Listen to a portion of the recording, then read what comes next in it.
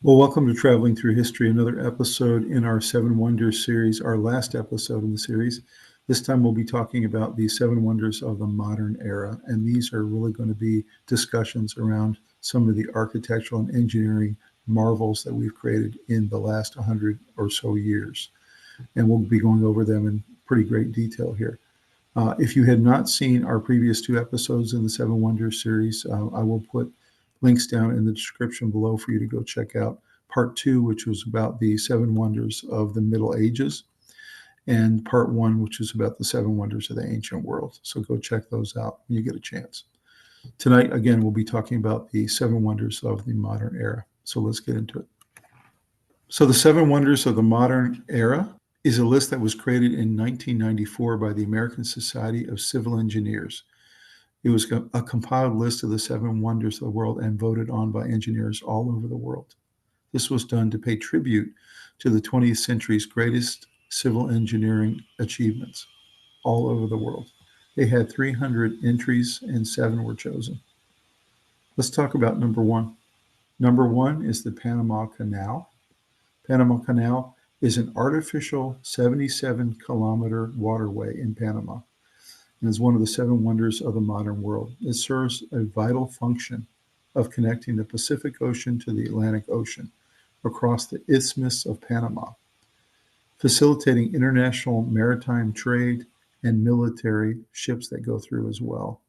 Regarded as one of the biggest and most difficult engineering projects of modern times, the Panama Canal has greatly reduced the time for ships to move between the oceans and across the world.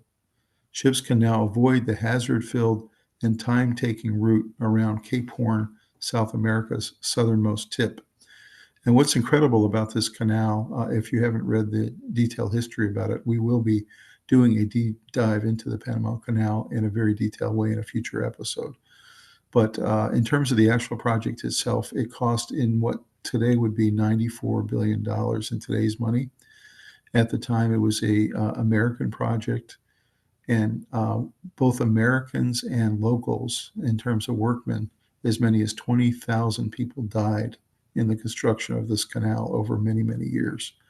So it was a tremendous cost in terms of dollars, but it was even more of a cost in terms of human lives of people that worked to put this canal in place to be able to connect the two oceans. One of the most ambitious projects the United States has ever taken on under Teddy Roosevelt.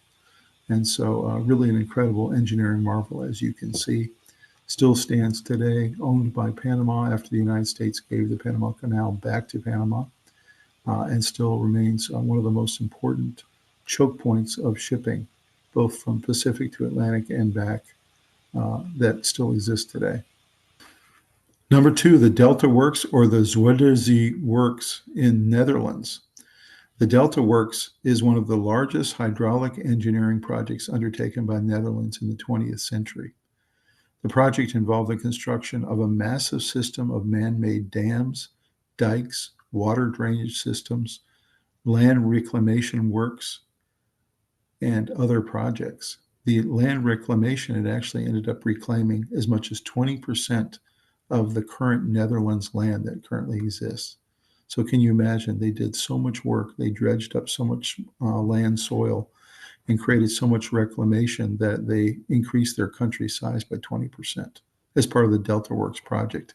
In addition, they've prevented flooding, allowed for crops to grow, and prevented any kind of catastrophe from happening in their coastal cities. So this is one of the true engineering marvels of modern times, as you can see, done by the Dutch people. Number three, the Itaipu Dam in Paraguay and Brazil, right on the border. The Itaipu Dam is a major hydraulic project that is located in the Paraná River between Paraguay and Brazil. The project was a binational undertaking that was completed in 1984. The Itaipu Dam was installed and has a generation capacity of 14 gigawatts. 20 generator units are part of the project, of which 10 generate 60 hertz for Brazil and other 10 generate 50 hertz for Paraguay. So this is a humongous power plant for both countries, as you can see. The tremendous power of the water that they're able to generate through this incredible plant, which was the biggest dam at the time. and one of the largest engineering projects that was ever assembled. Took 12 and a half years to build. So pretty incredible. If you get the chance to go visit Paraguay or Brazil, go take a look and do a tour at the Itaipu Dam, which is 5 times as large as the Hoover Dam in the United States. Next, let's take a look at the Channel Tunnel, or the Channel, which connects England and France. As you can see the map there, you can see that it goes from Calais to Dover. You can actually take a train or a car across this channel. One of the most efficient ways to actually travel from France to England. The Channel Tunnel is a tunnel that runs beneath the English Channel at the Strait of Dover from Folkestone, Kent in the United Kingdom to Coquelez-Pay-Calais in France. The channel is 50 kilometers long with a 37.9 kilometer long underseas portion of the channel. The channel is 250 feet deep at its lowest point. Trains are allowed to run through the tunnel at maximum speed of 160 kilometers per hour. The tunnel provides passage at high-speed Eurostar passenger trains, Eurotunnel shuttles, and an international freight train service. Cars are allowed to go up to 50 kilometers per hour through the channel.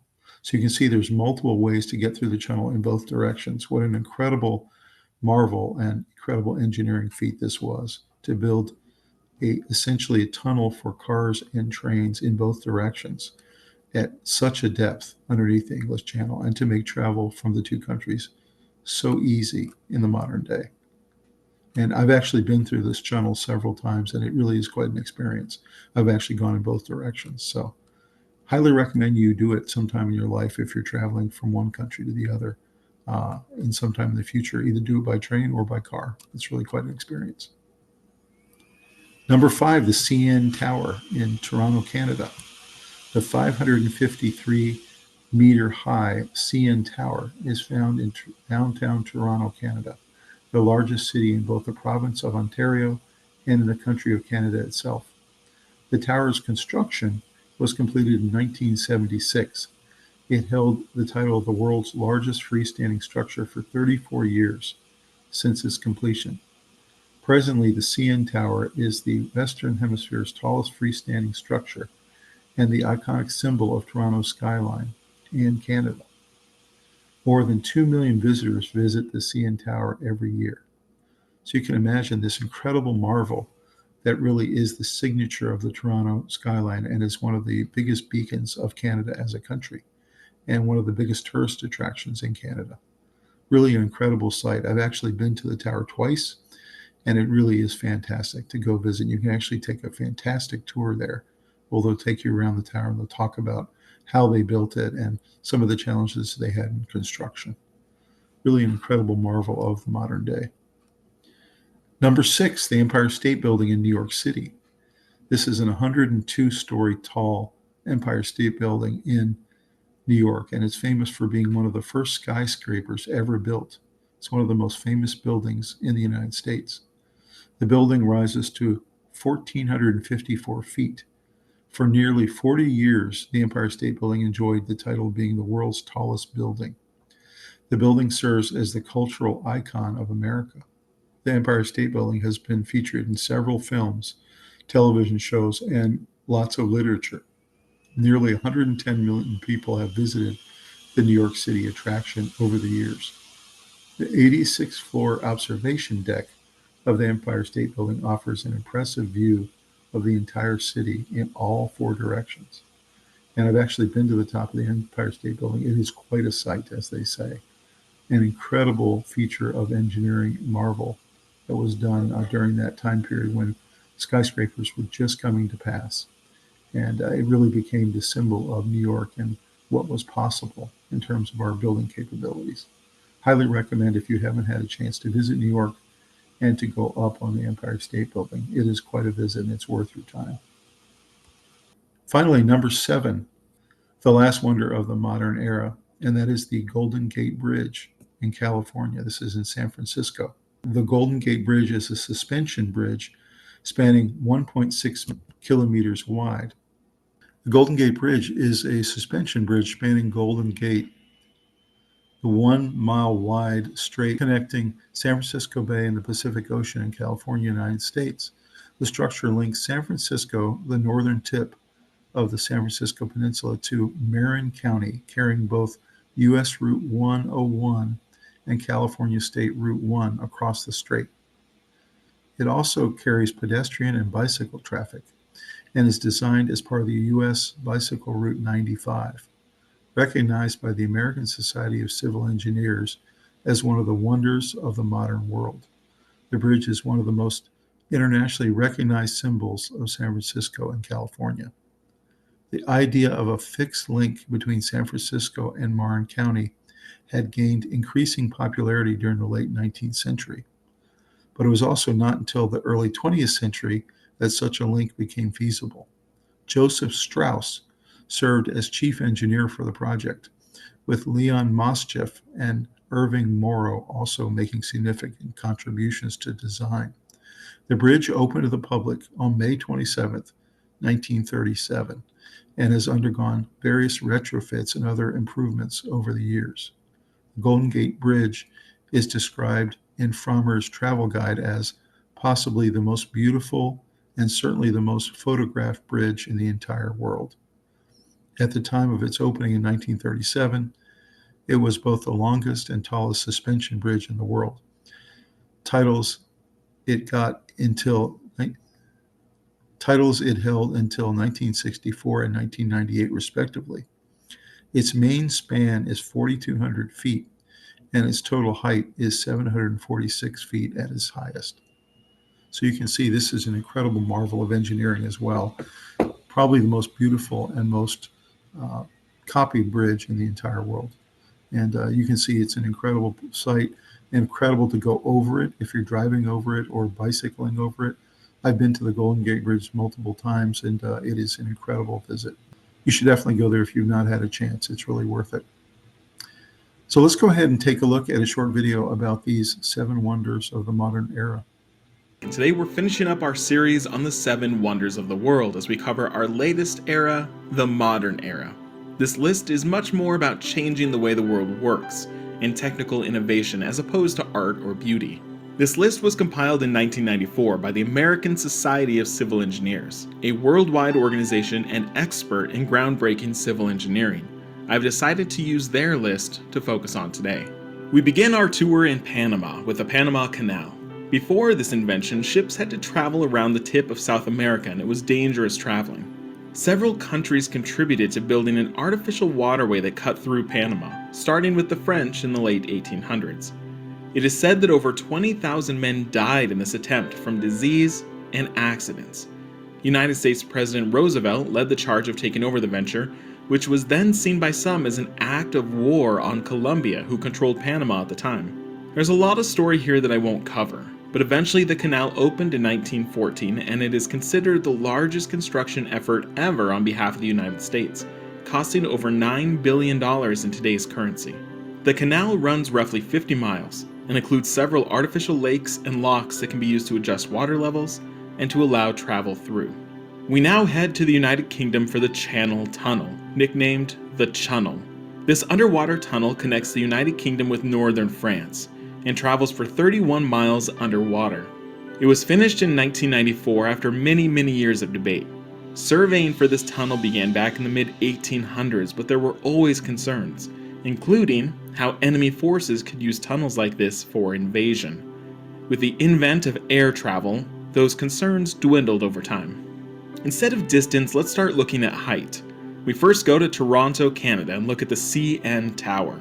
It was the world's tallest tower until 2009, when it was just recently overtaken. It stands at 1,813 feet, or 553 meters. Today it's the 3rd tallest tower, and the tallest in the Western Hemisphere. The tower is lit extensively, often matching up with holidays and other significant events. The function of the tower is to broadcast things, such as radio and television signals.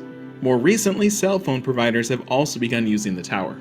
There are 2 modern-era wonders in the United States itself, the first being the Empire State Building in New York City, standing at 1,250 feet, or 380 meters. The construction required about 3,000 workers at a time and took only a few years, but it resulted and the first building in the world with over 100 stories.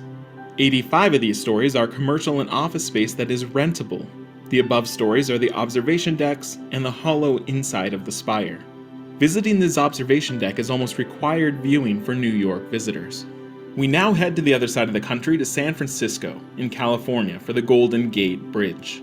This bridge, when it opened, was the longest and tallest suspension bridge in the world. It took about 5 years to build, but is still being continuously renovated and repainted. The bridge has also recently been outfitted with movable barriers that can help manage traffic during peak hours, changing which lanes are dedicated to which directions. The bridge is also unfortunately known for a high amount of suicide attempts, so there are suicide barriers being installed to catch potential jumpers, which will take around 4 years to install and $200 million. We now venture to the barrier of Brazil and Paraguay, to the Itaipu Dam. This massive hydroelectric power plant creates a massive amount, breaking records in 2016 and producing the most energy out of all the hydroelectric dams in the world. About 3,000 employees work at the dam, which produced 103 million megawatt hours in 2016. The dam started running in 1984, but a massive expansion in 2007 allowed for more capacity. On the downside, over 10,000 families living in this area were displaced when the dam was constructed. Our last wonder of the modern era takes us to the Netherlands. There was a historic problem of flooding, with many areas with low coastlines. 2 projects were undertaken, the Delta Works and the Zuiderzee Works. These projects hope to solve the flooding problems by building dams and by creating new land masses, called polders, where they could dam an area and then remove the water. This complex process throughout the Netherlands resulted in a unique way to control flooding and remove serious risks. The Zuiderzee Works began first in the 1920s and lasted through the 60s, while the Delta Works process began in the 50s and the last project concluded in the late 1990s. So really incredible if you look at all those marvels of the modern era, the 7 finalists that got on the list of the 7 wonders, and 1 out of the 300 submissions that were looked at by all the different civil engineers around the world. These were the 7 that they voted. You're talking about some incredible achievements, whether it's the Panama Canal, whether it's these incredible buildings that were built in New York and Toronto, these unbelievable dams that were put in place in the Netherlands and in Paraguay, Brazil, to do different purposes, this unbelievable channel that was built underneath the English Channel from France to England and back. So if you think about what the engineering feats were in modern day to be able to accomplish these incredible structures, it really is pretty amazing.